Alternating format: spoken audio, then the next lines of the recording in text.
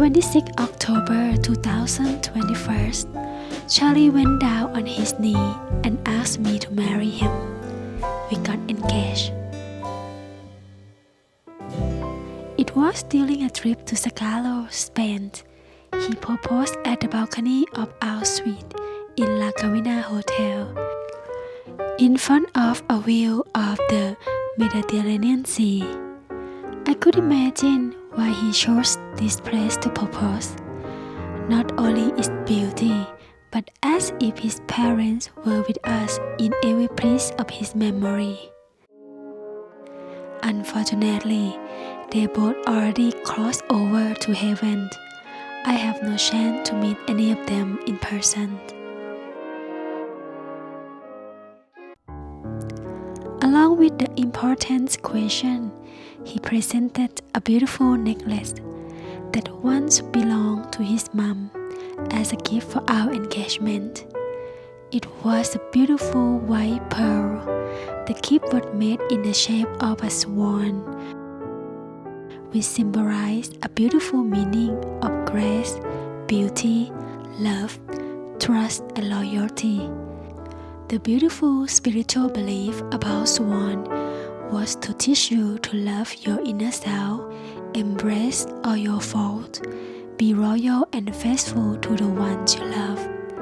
It also symbolized partnership and soulmate. What a wonderful meaning behind it. I am so grateful to be the person who cared for it after his mom passed away. If you like to hear the full engagement story, a link will be in the description box. I would love to hear your love story. Share with me in the comments below your engagement story or how you agree on getting married. That would be so much fun to learn about each other's story. Back to our story. After he proposed, then he offered us to look at the engagement ring together. To be honest, whatever he offered, even a stone he collected by the river, I would say yes anyway. His heart is a gold, and his eyes shine like a diamond. What else could I wish for? Only I could be by his side and be cherished by his love is enough for my heart to sing. He made my long-time dream fulfill. I am now officially engaged to the man of my dream.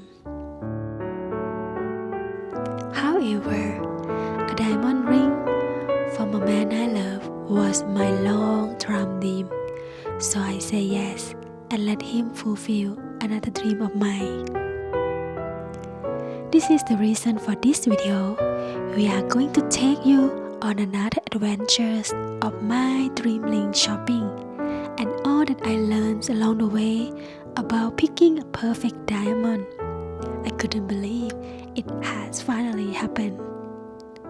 Please keep in mind that all that I'm sharing is just my personal opinions and my preferences. It doesn't imply that it is the best for everyone. You should choose what is best for you. In the end, a diamond ring was just symbolic of another state of life. It doesn't refer to the value of individual love and how much someone loves you or how long the love will last. So, if you're ready, let's go! First, let's talk about budget. Most people may start with a budget, but in our case, we didn't speak about how much the budget he would be comfortable, nor did I know what I want. We just popped it by the shop and had a try and felt it. In my mind, I was thinking of something around 4,000 to 5,000 euro. That would be already quite a lot of money to put on my finger and not be too scared to lose it. Anyway, let's see what we will get at the end. What about you? Do you set the budget for shopping on the ring? Comment below how did you do? Second, center stone. It was clear at the beginning that I said we will take you to a diamond engagement ring shopping. So the center stone I chose is diamond. But if you may know or not know, humans are so intelligent and can make anything that seems impossible possible. A man now can create the diamond inside the laboratory, which is called lab-grown diamond. Physically exactly like a natural or mined diamond, except that it doesn't require a million years to be created and is way cheaper than a natural diamond. That sounds all positive to me. I was seriously considering a lab-grown diamond for my engagement ring. I didn't mind one bit if my stone was not natural, because I love humans and human creation. I love that there is a choice for everyone to choose what makes them satisfied and happy. However, after researching, we decided to go for ethical, natural or mined diamond. The main reason is the investment point of view. It is not that we plan to sell an engagement ring for profit, but Charlie and I both value a future value. We agreed that we would not feel comfortable putting a lot of money on something that devalues over time. Lab-grown diamond is created in the laboratory, so there is no limit to how many it can be produced. As technology is more advanced over time, the cost of creating lab-grown diamond will be lowering and impact the price of the lab-grown diamond. Similar logic to a flat TV. When it was introduced to the world, it was pricey, but over time it is just common things, better technologies and much more affordable price. I think the same story would apply to a lab-grown diamond as well, considering that the evidence that the lab-grown diamond price is going down continuously. However, I don't want this reason to stop you from buying a lab-grown diamond if your heart says so. Everybody gives value to different things. We should stick to what is our true value.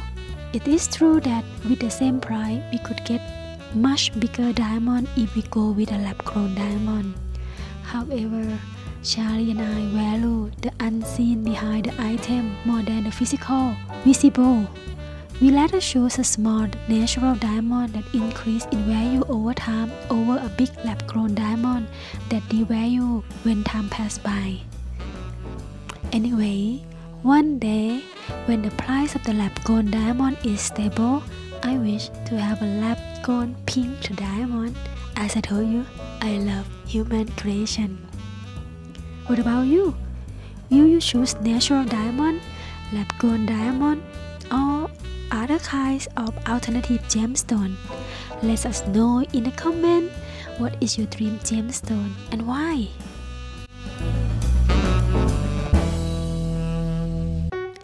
Now we come to our third factor for buying a diamond, a diamond certificate.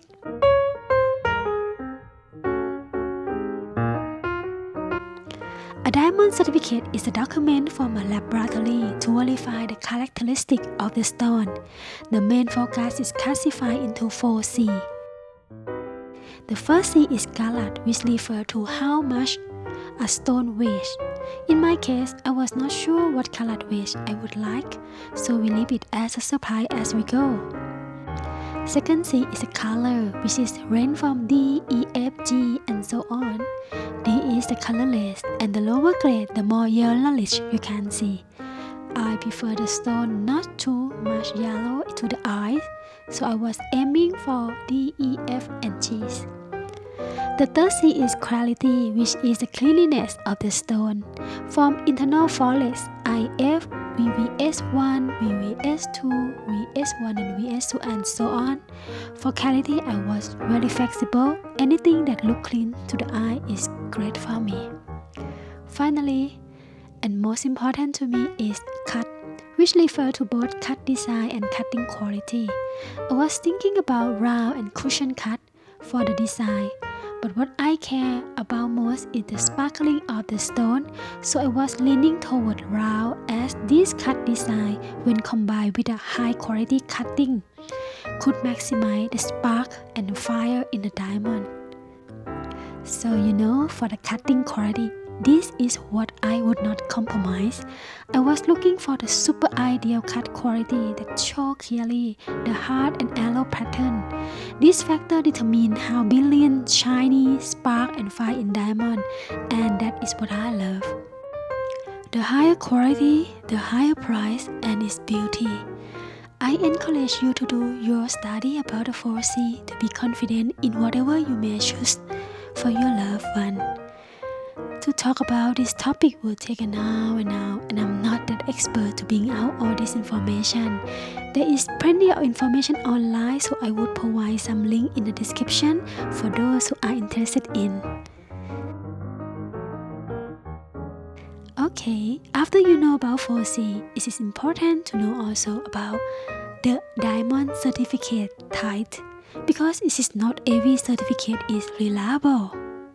Mainly there are in-house certificate and third-party certificate. An in-house certificate is a paper issued by a jeweler itself. This type of certificate may contain bias and favor to the jeweler.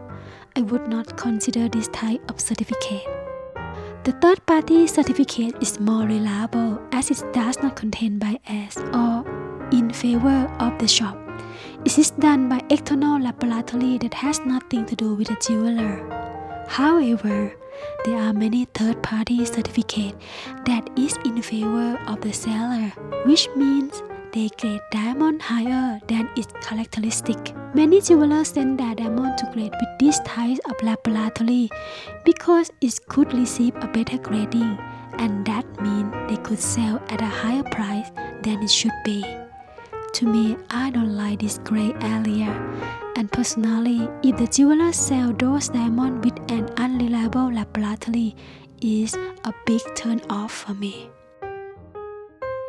After doing a lot of research, I came down to only two choices, which are the diamond certified by GIA and AGS. I found only these two laboratories are well known and acceptable for their reliability.